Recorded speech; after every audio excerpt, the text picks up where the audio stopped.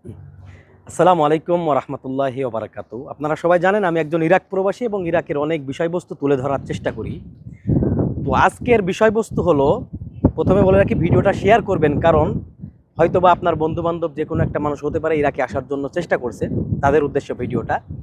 এখন বর্তমান সময় ইরাকে মহরম মাস চলছে এবং এই মহরম মাস উপলক্ষে বাংলাদেশ থেকে যারা ইরাকে লোকজন নিয়ে আসে অনেককেই অনেক প্রতারণাভাবে পাকিস্তান হয়ে বা পাকিস্তান থেকে ইরান হয়ে ইরাকে নিয়ে আসার চেষ্টা করবে। তো আমি সবার উদ্দেশ্যে বলবো, এই অবৈধ পথ অবলম্বন করে সহজে ইরাকে ঢোকার চেষ্টা করবেন না। কারণ ইরাকে যদি আপনি আসেন বৈধ পথে আসার চেষ্টা করবেন, সেটা একদিনের ভিসা হোক না কেন, অবৈধভাবে আসলে আপনি বিভিন্ন সমস্যায় পড়তে পারেন।